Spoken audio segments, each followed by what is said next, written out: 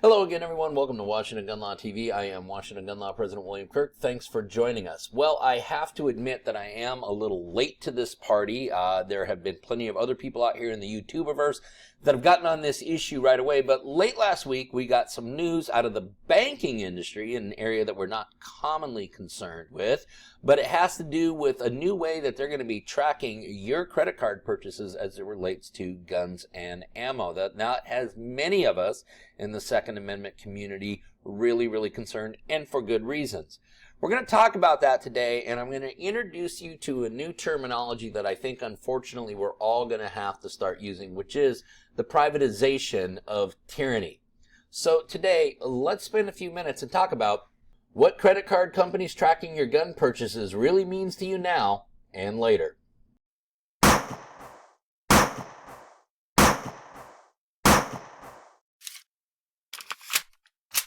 Okay, so the issue we're talking about today kind of broke late last week on Friday, and that was that the International Standardization Organization had come to the conclusion that banking worldwide needed to have a new code which would specify firearms and ammunition purchases. Now, this is a very grotesque roundabout to get to a gun registry, and I'm going to try to connect the dots with all of you today so that you can understand when I start talking about the privatization of tyranny, what is happening here. Okay, so first of all, let's talk about the International Standardization Organization. What the hell is that? Well, the International Standardization Organization, ISO, according to their own website, is ISO, the International Organization for Standardization, is a nonprofit organization that develops and publishes standards of virtually every possible sort, ranging from standards for information technology to fluid dynamics and nuclear energy. Headquartered in Geneva, Switzerland, ISO is composed of 162 members, each one the sole representative for their home country. As the largest developer and publisher of standards in the world, ISO fills the vital role of a medium for agreement between individual standard developers, spreading progress made by one's country local developers across the world to further the goal of standardization. And so what ISO is used, and ISO is used a lot. For those of you who do criminal defense work, you know about ISO standards with crime labs and things such as that. We certainly have had experience with that in our Washington State crime lab. Now, this is an international standardization which are then to be adopted by all various industries. So there may be standardization as it relates to measurements, there may be standardizations as it relates to energy output or other things that are considered to be industry standards. ISO also has standards for banking, and what ISO has adopted now is a new code. What do I mean by that? I mean that normally if you go to Cabela's, if you go to some big box store and you buy $350 worth of goods, of which perhaps only $100 of it is related to firearms or ammunition, that would be currently coded as a sporting good purchase, a general sporting good. So whether you went to Dick's Sporting Good, of which we know you can buy nothing related to firearms there, or you went to a Cabela's or Bass Pro Shop or a smaller gun store, all of them are being coded the same.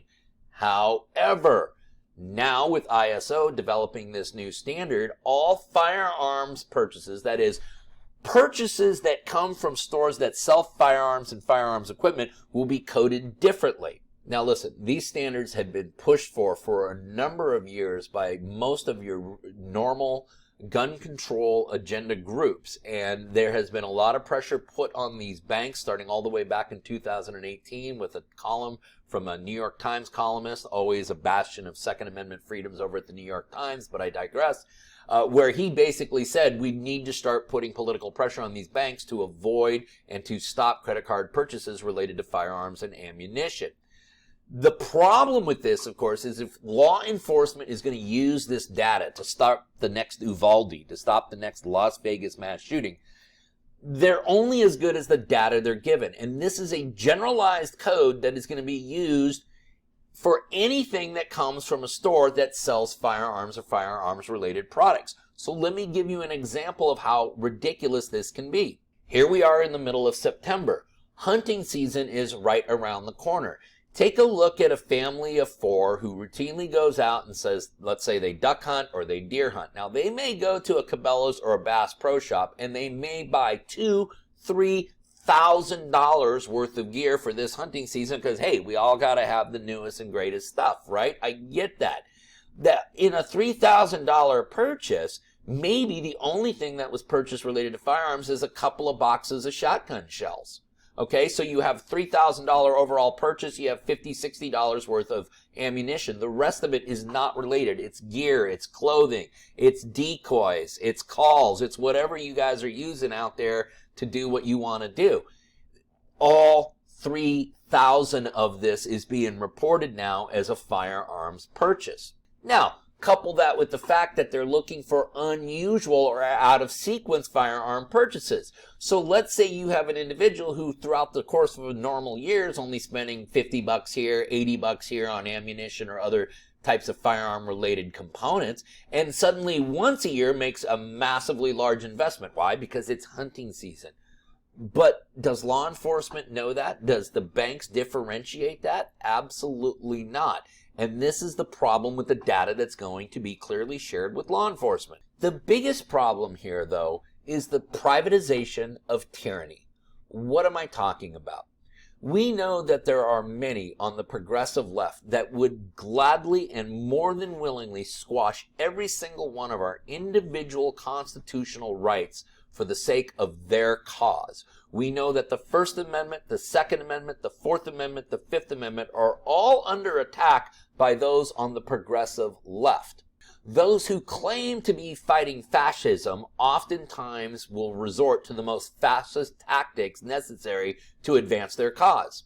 The Firearms Protection Owners Act of 1986, signed under President Reagan, made it abundantly clear that the federal government cannot accumulate a federal gun registry, that no federal funds can be used to establish a national gun registry. What the progressive left continues to do through pressuring private industry is work around that pesky little Constitution that stops them from taking your constitutional rights. Think I'm making this up?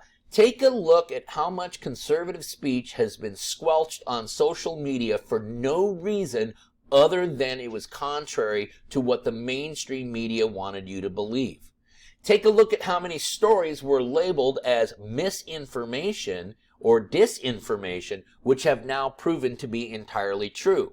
So yeah, that pesky little Firearms Owners Protection Act of 1986 keeps getting in the way of the creation of a national gun registry. But we can have private industry do it for us instead. And that is exactly what is occurring here. If you take a look at what some of these gun control groups are advancing, is this is the first step to what they want to do. They have many more things they want to do in the banking industry. Now, what does this mean for you right now? What it means for you right now is that all of you, lawful and responsible gun owners out there, by doing average, normal, everyday purchases, could be now grouped into a suspect category of would-be mass shooters. That's the here and now. But let's talk about the long-term effects here. Where does this all stop? Where does ISO stop coding things? Do they start coding things for specific gas consumption to see how much you're buying for gas? We know that there is a massive push for green energy. We know there is a massive push to remove fossil fuel burning vehicles from the roadways. Can suddenly your bank start tracking your gas purchase, saying, you know, you're creating far too much greenhouse gas. We're going to start rejecting these purchases. What about the push for new dietary restrictions and a reduction in red meat in our diet? Perhaps you're going to the steakhouse too frequently, and that type of data is now being used against you by the bank. Perhaps your health insurance company realizes that your dietary choices on your credit cards don't read particularly well, and they don't see a gym membership. And now your health insurance doubles in rates because of the data that these banks are accumulating and sharing with others. What else does this create? Well, it creates a huge need for cash purchases in the gun industry. There is going to be a lot of people now walking into the Cabela's, walking into the Bass Pro Shops, walking into the local mom and pop gun stores with a lot of cash in their pocket. What does that create? Well, let me tell you what that creates. That creates a business which is very cash rich.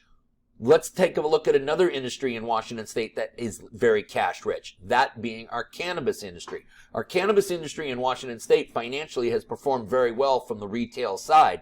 However, it has turned into an absolute cornucopia of robberies for the would-be thieves. These stores are getting knocked over day after day after day because of the amount of cash that is being held in there, and by state law, they are gun-free zones. Creating a cash industry within the gun community creates a higher likelihood of violence and robbery attempts, which obviously creates a significant chance of reciprocal violence all the way around. So yes, this has some effects on you in the here and now, and it can have some significant long-term effects, and we all need to be very careful about this and track where this goes next. This may only be the beginning of what I'm now referring to as the privatization of tyranny. Listen, you may have more questions about this whole ISO banking issue or anything else related to your Second Amendment rights, and if you do, remember, you can always contact us at WashingtonGunLaw.com, or you call us directly at 425-765-0487. Now, let's remember, part of being the lawful and responsible gun owner, like we talk about all the time here at Washington Gun Law, is knowing what the law is in every situation and how it applies to you in any instance that you may find yourself. Until next time, thanks for watching.